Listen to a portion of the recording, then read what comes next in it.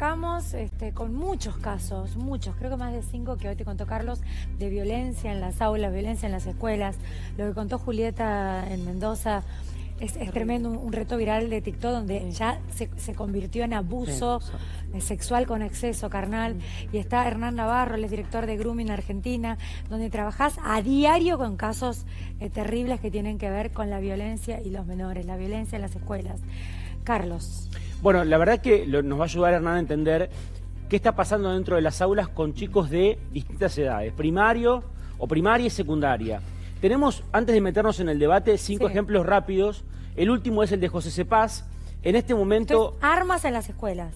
Armas blancas, armas de fuego, violencia y además ya el límite, porque antes era el bullying, que es terrible, o era una agresión verbal, o una pelea a puños, que eso lo vivimos todos en las escuelas cuando íbamos a la escuela, pero acá se apuñalan o van con armas de fuego a las escuelas. Vamos con el primer caso, poneme el primer texto, repaso rápido el texto para dar contexto a la gente, contexto y aparte, obviamente, contamos la situación. Mirá, esto es José Cepaz. Las madres del colegio secundario número 6 advirtieron que en un video de WhatsApp un alumno de 13 años amenazaba con un arma de fuego. No solamente que amenazaba en el video, sino que además se supo que el chico supuestamente, digo supuestamente porque es menor y no está aprobado, tenía ganas de ir a la salida de la escuela a amenazar a sus compañeros. ¿Cómo fue ese video? Lo vemos.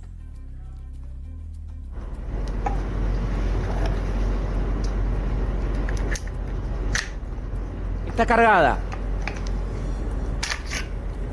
Como si fuera un tutorial de cómo cargar y descargar, manipular. Muestra que tiene balas, o sea, no es una réplica. La carga, fíjate cómo sabe manipular un arma un pibe de 13 años. Y ahora va a dejar esto que hace ahora es un mensaje que deja.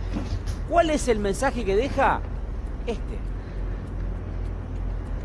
Muestra la bala en cámara, en su teléfono celular. Esa es la amenaza que preocupa a los padres, que alerta a la escuela. ¿Qué hace la escuela después de esto? Va a la policía, hace la denuncia, el chico está suspendido.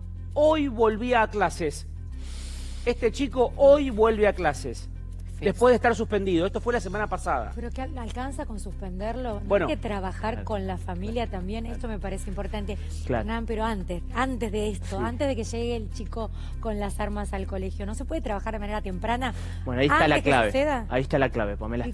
Estamos siempre analizando la sensación que tenemos respecto de los análisis y los casos de violencia. A ver, la violencia se expresa cuando el dolor no se escucha.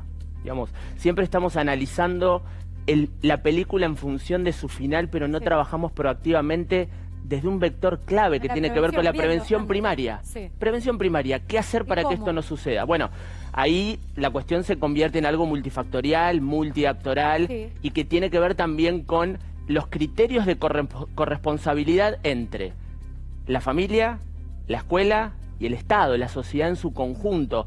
¿Por qué funciona el método Kiva? Carlos nombraba algo muy interesante, las cuestiones de bullying, de violencia en el espacio áulico. ¿Por qué funciona el método Kiva en los países? El método Kiva es el sistema por el cual los países nórdicos, a través del desarrollo y el modelo pedagógico, revirtieron los niveles de violencia en la escuela, de bullying, los casos de bullying. Es un método pionero a nivel mundial.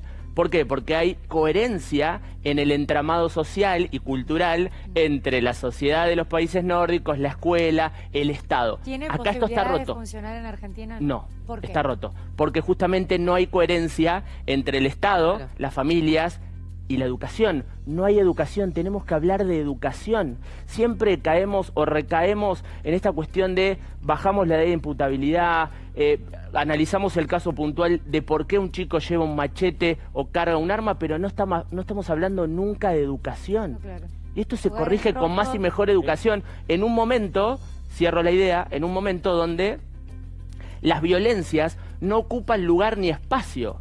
¿Por qué? porque Internet como medio, y acá es donde se filtra, y lo veíamos recién como el poder de la capilaridad y la viralización de este video es tremendo. Claro, me dicen feo en el aula, me dicen feo por Instagram. Esto gatilla o puede detonar una reacción violenta en cualquier momento. Claro. Tenemos que trabajar en conjunto entre la escuela y la familia. La responsabilidad es lo que también se escribe, ¿no?, en las redes sociales. Absolutamente. Por eso continúa. Analizando, digo, todos los medios y las casas y todo, no sé, la serie de adolescencia que disparó un montón de preguntas para mucha gente. También lo que decía Pame, contábamos esto que pasó en Mendoza, en donde se da un abuso sexual con acceso carnal. Sí. En el medio de una clase donde la profe estaba rodeada de alumnos que le hacían otras preguntas respecto de la clase, y mientras tanto pasa esto, digo, ¿cómo analizás eso? Bueno, en un aula no se registra esa violencia que termina con arruinándole la vida. El análisis es muy triste, es un sistema fallido, desde todo punto de vista. Claro. Desde todo punto de vista es un sistema fallido. ¿Qué está pasando que no podemos contener a las adolescencias, no solamente en el aula, sino tampoco en casa? Hay un lazo que está roto. Adolescencia, digo, es tremendamente vinculante lo que traes. Sí. La serie Adolescencia, ¿por qué? Es una de las series más vistas en la historia de Netflix, porque viene a mostrar y a poner en evidencia nos puede pasar a todos. El lazo roto. Carlos, son muchos los casos que elegimos para hoy. Sí, los repasamos rápido porque tenemos bastante material para que vean lo que está pasando no solamente en Buenos Aires, sino hoy, en distintas provincias. Vamos con el segundo caso, Ensenada. Esto es en la periferia de La Plata. Dame el texto un poquito y te cuento la historia. Esto es en una escuela secundaria. Atención a este caso porque tiene que ver con dos hermanos, dos estudiantes de la misma escuela. Ella 16, él 12. ¿Qué pasa? Uno de 17, grandulón, lleva un cuchillo. Mostrame por favor el cuchillo. Diré, una navaja de 20 centímetros. Esa navaja lleva a la escuela, le corta el pómulo, el joven de 17 años, a la adolescente de 16. ¿Qué pasa en el recreo? Salta su hermanito de 12 y también es atacado por el de 17. Lo detuvieron, lo demoraron, lo liberaron, aunque tiene 17 años. Acá me parece grave, porque 17 años ya es punible, o sea, es una persona que puede dejar detenida. Total. Y decirle, che, esto es una tentativa de homicidio, porque atacaste dos personas con un arma que puede ser letal a la hora de acuchillar a otro. Vamos a otro caso, y fíjate cómo empieza a escalar la violencia y vamos a terminar con un caso gravísimo. Vamos al próximo, esto es en Martínez. Un adolescente de 14 apuñaló a otro de 15 a la salida de la escuela, esto es en la escuela número 5 de Bartolomé Mitre. Poneme un video de un vecino que grababa después del episodio del ataque y hablaba con la policía. Mirá.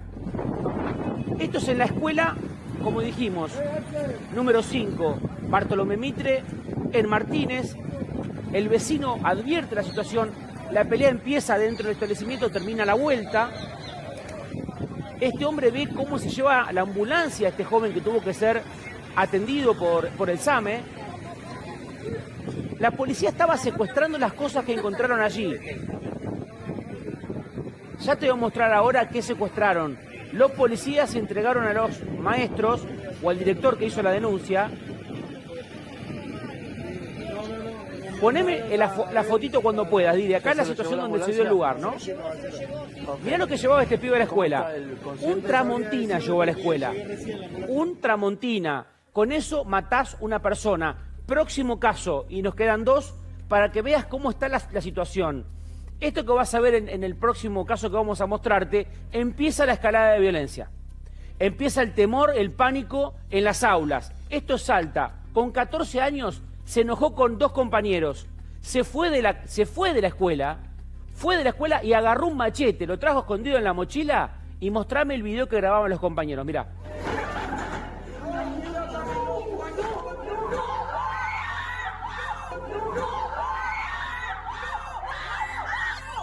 ¿Lo ves entrar con el machete? La actitud de su cuerpo. Bueno, desafiante. Y los gritos desgarradores de los compañeros. No, pero para cerrar este caso de Salta. ¿Qué haces como papá?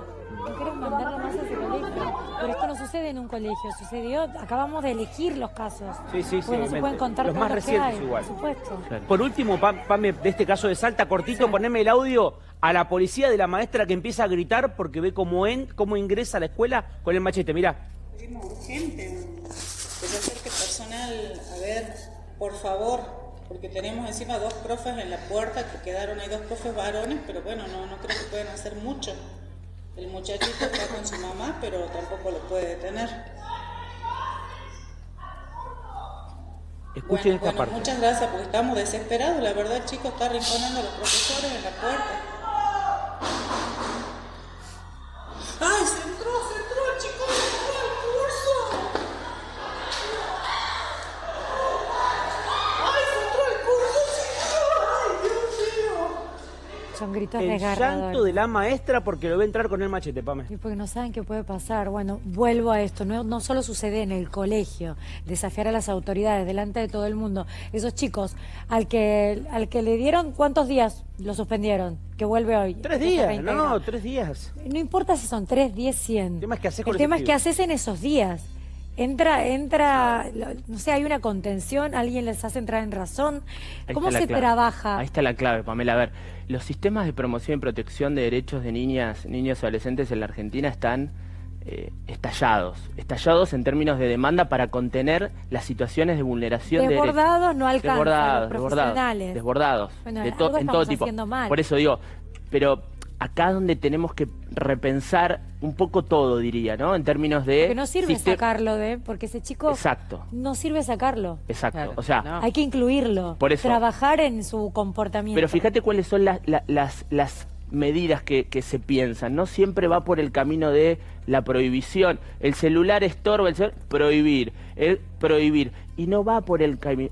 las medidas para resolver estas cuestiones no van por la vía de la prohibición, no, sino que van por la vía de la educación, de la construcción. Y ahí es donde nos quedamos sin recetas, o donde seguimos implementando recetas de hace siglos pasados que nunca funcionaron. Pero te digo, algo que se está notando, recién con el relato de la maestra, es que tampoco a los docentes y a los directores de escuela se lo prepara para tratar esta problemática. Mariana. Se los llevó puestos porque lo que empezó a pasar es que no saben porque no hay un protocolo de indicarles cómo resolver. El único protocolo es decirles, llamen al 911. Pero ¿qué haces en el mientras tanto? Hay que educar a los educadores. Es clave porque muchas veces se le recae a la escuela como... Pero le echas la culpa de que es el generador de todo, es la causal de todo. Y la realidad es que si no comprendemos que ese entramado social, o en ese entramado social, debe existir o coexistir una coherencia entre el Estado, las familias y la escuela, en una mirada armonizada, vamos a estar mirando de nuevo. Pero vamos por casos, que son similares, cada uno tiene sus... Hablamos de violencia, Pome. Sí, violencia y tiene que ver con las aulas, las familias y menores. Absolutamente. Y menores. ¿Qué deberían hacer los profesionales? ¿Qué hacen los profesores ante un hecho así? Bueno, más allá de los protocolos, de llamar al 911, ¿qué hacen? Más allá de los protocolos específicos que rigen en toda comunidad educativa para actuar ante una situación de violencia, en este caso, en este caso hubo una medida cautelar, una medida proactiva por parte de la escuela que tiene que ver con separar a este chico. Hablo del machete, hablo puntualmente de este caso particular, que es una medida efectiva desde el punto de vista de lo que bien planteabas vos. Pero no es peor, Hernán. No, bueno, por eso. ¿Qué hace hoy? Claro. Ese chico se reintegra hoy. Pero ¿cómo se corrige eso? Es una medida que está bien. Es un parche. Apaga, claro, exacto. Apaga un foco de incendio, pero no apaga el incendio. Por eso, Hernán, mi pregunta es la siguiente. Estamos contando el hecho, pero para entender qué se debería haber hecho, es mucho más profunda. Por eso mismo. Hay que darlo. Está buenísima la pregunta, pero ir a la casa. Para eso estamos acá. Hablar con la familia. Exacto. Sí, por eso digo. Parece que ¿quiénes tienen que intervenir en estas preguntas que nos hacemos nosotros todos? De nuevo, la palabra es corresponsabilidad. De vuelta, claro. La palabra es corresponsabilidad. Familia, escuela, familia, Estado, comunidad en general. Y es ahí donde el sistema está roto. Te entiendo perfecto, pero déjame que yo quiera volver a hacerte esta pregunta, porque vos trabajás de esto y a lo mejor sos la persona a la que creo indicada que nos puede decir, bueno, a ver, esto es un caso, como un ejemplo. Este chico se lo retiró 5 días del colegio, no importa cuántos días, no importa.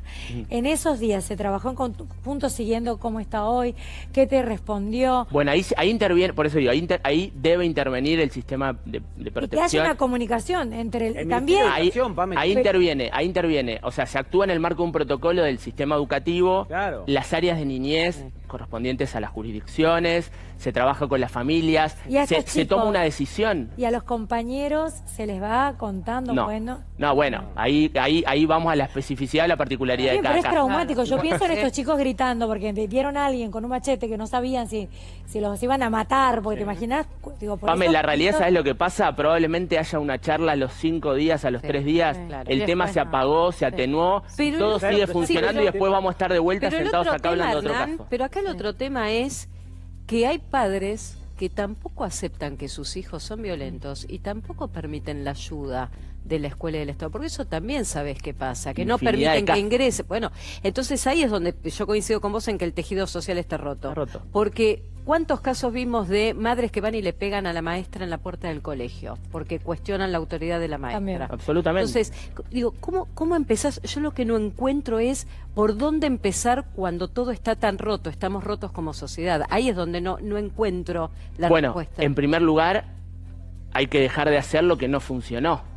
Porque si llegamos a este estadio es porque evidentemente las reacciones, las acciones, las políticas públicas no están penetrando en la sociedad. Perdón. Tenemos un caso más. Sí, quiero decir 2 cosas. Primero, que son las secuelas de la pospandemia. Que decíamos, ¿cómo va a repercutir en los más jóvenes? Yo les digo, esto que estamos viendo es la pospandemia. Las secuelas de chicos encerrados casi un año en sus casas. Esto es eso. Y además, el caso de Salta, del machete, yo lo que quiero decirles, ahora voy a ir a uno de Tucumán, que la mamá estaba en la puerta tratando de contener al hijo. No es que estaba solo él con las autoridades. A la mamá se le escapa de las manos con el machete en la mano. O sea, la madre no lo pudo contener. No es que la madre estaba en el trabajo. No lo pudieron contener. No es que la madre se pelea con la maestra y lo defiende, no. Es una madre que se ocupó. Dos directores, o maestro y un director, lo tuvieron que agarrar, taclear y sacarle el machete porque mataba a alguien. Pero te pregunto ahí, cortito, para repensar esta línea de la cual suscribo. ¿Cuántas veces ese adolescente gritó previamente que alguien lo escuche antes de agarrar el machete? En casa primero, supongo yo, y en la escuela después. Absolutamente. Mirá, igualmente hay un gran problema que es la ira inmediata. Insisto, antes se resolvía con una discusión o con una pelea a golpe de puño. Hoy, mirá, esto es Tucumán. Se resuelve así. Poneme el video y poneme el audio. Diré, Escuela de Tucumán, 40 kilómetros de San Miguel de Tucumán, en Acheral. Fíjate lo que pasó. 2 alumnos de 14 años, uno apuñaló al otro y uno que estaba atrás, grabando todo, lo reflejó el video y lo puso en redes sociales. Escuchá cómo termina la situación. Mirá.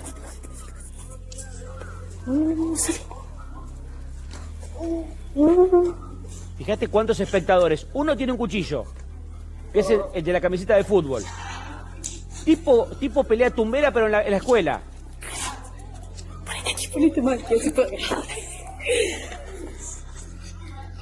¿Entendés que lo toman a chiste y uno tiene un cuchillo puede matar al otro? Dios. Esto puede ser el patio de un pabellón, pero no, es una escuela. Mira ahora. ¿Cómo puede terminar?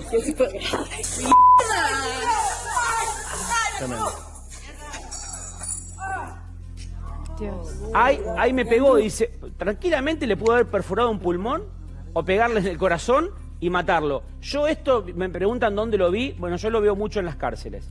Ahora lo estoy viendo en las escuelas. Peleas tumberas con cuchillos. Y vos decís, che, ¿y dónde es esto? No, esto es Tucumán. Es Ensenada. Esto es Martínez. A ver, ¿vos me hablas de clases sociales? ¿Martínez? Total. ¿San Isidro? ¿De qué me estás hablando? El nivel social de los más altos. Y acá me estás hablando de Ensenada, clase laburante. O sea... se me viene a la cabeza que todo tiene una relación. Salerno decía, bueno, estos son secuelas de la edad post-pandemia, sí, ¿no? Sí, bien. Total, sin dudas. Sí, y sumale los discursos violentos que hoy circulan. Además. Digo, sumale todo. Además. Eso es...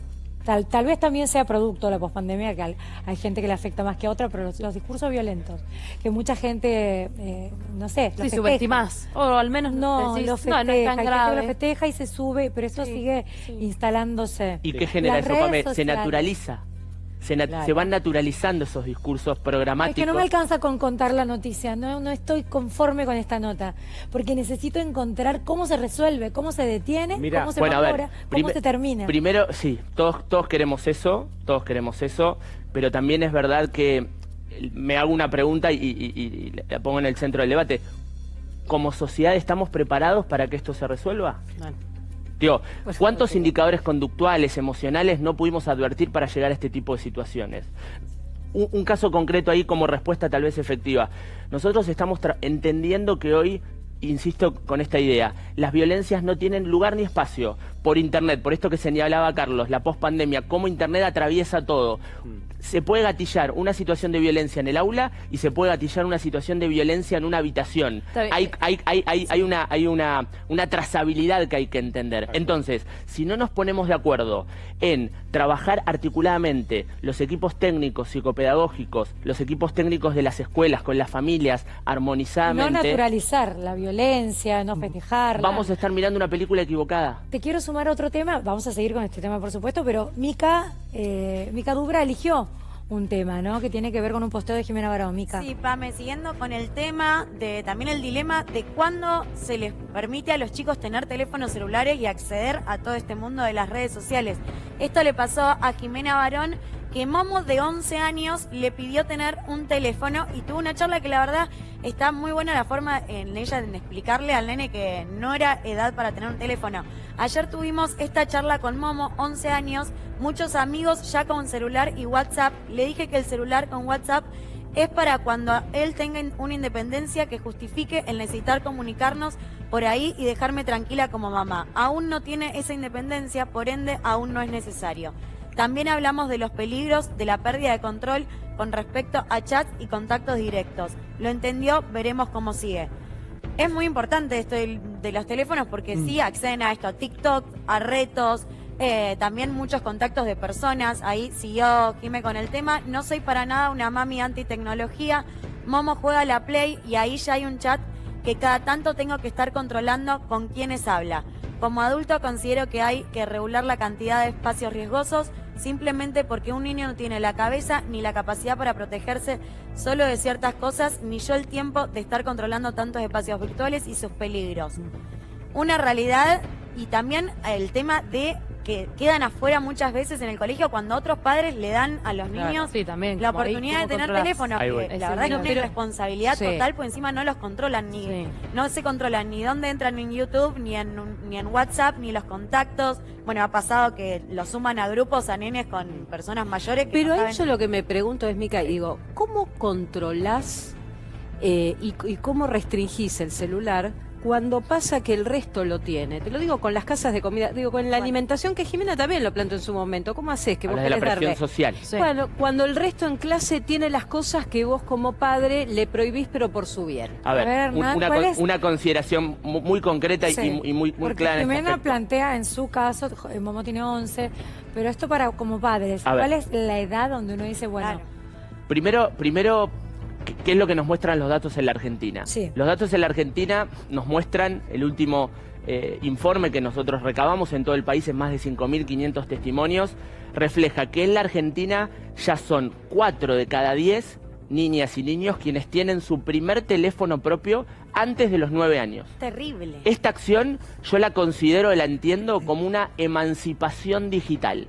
Esto quiere decir que desde el momento que le damos un celular a nuestros hijos, le soltamos la mano digitalmente. Tienen acceso a todo. Automáticamente perdimos el control. Toda iniciativa que tenga un padre, una madre, un software de control parental, por ejemplo, es un placebo, es un paliativo. Y acá se deja traslucir una situación mucho más grave. Dar una tablet, no hace falta que tenga celular, pero es lo mismo. Pantalla. Pero se deja traslucir una situación mucho más grave. ¿Alguien le trucharía el DNI a su hijo cuando va al registro civil? No. Creo que no. No. Ok. ¿Por qué en Internet cientos, millones de niños en el mundo, menores de 13 años, que es la edad cronológica inicial para poder asumir una identidad digital, tienen identidades digitales asumidas? ¿Con qué criterio ético y moral miramos a los ojos a nuestros hijos y les pedimos que no nos mientan, siendo que hoy la primera persona que le crea o que valida o que convalida una cuenta falsa es el propio padre? Vuelvo a la pregunta, o me sumo a la de Mariana, si todos los chicos tienen, ¿cómo haces para decirle no, vos no? Si, digo, en este círculo de pertenencia, Instagram, no sé, ¿qué usan? TikTok. Snapchat, todavía algunos usan Snapchat. Hay otras redes. Y cuidado con Snapchat. Que no tengo idea. No, y hay nuevas que ni siquiera... Bueno, ¿cómo haces si todos tienen, cómo le decís vos no? Bueno, primero, de vuelta, no hay soluciones o respuestas mágicas, hay situaciones concretas y particularidades que se van a corresponder con cada caso, con cada hecho en singular. No, pero esto en líneas generales pasa. En líneas que generales, todos tienen. sí. Pasa en líneas generales. Sí, lo que estoy y la diciendo. curva va para abajo, no va para arriba. Más allá de que ya muchos de los estados están tendiendo... Pero fíjate qué contradictorio. Tenemos niños y niñas con celulares y pantallas, como bien señalabas, Pamela, anteriormente, en edades cada vez más prematuras, y tenemos estados que encuentran como única iniciativa prohibir el uso de los celulares. Hernán, ¿Entienden la contradicción en la que estamos? Pero eso me parece que no sabemos dónde estamos parados. Pero eso no es parte, Hernán, también de que estemos en plena era de la tecnología, en donde estamos aprendiendo primero con un costo que va a ser gigante, que va a ser justamente esto que está pasando de cómo se maneja, porque hay respuestas de preguntas que te hace Pame, que los queremos todos, pero es como, bueno, y es casi un experimento social esto. Sí, Juli, pero la situación es más grave que esto. Mirá, y lo digo con profundo dolor, Internet llegó hace 25 años a nuestras vidas. Cuando analizamos los casos de violencia sexual, cuando analizamos que hoy el enemigo es la pedofilia, cuando decimos que la pedofilia es la segunda red más grande después del narcotráfico, lo que estamos queriendo decir, lo hablamos infinidad de veces con Carlos, es que este crimen organizado que viene degradando el tejido social de manera silenciosa lo viene haciendo hace 25 años. Hoy, en esta era de la pospandemia, que es un quiebre notable, fíjate que recién estamos tratando de entender qué es Internet y a qué edad le damos un celular a nuestros hijos. Gracias, Hernán. Te vamos a volver a invitar. Por favor. Gracias. Por favor. Juan. Bueno.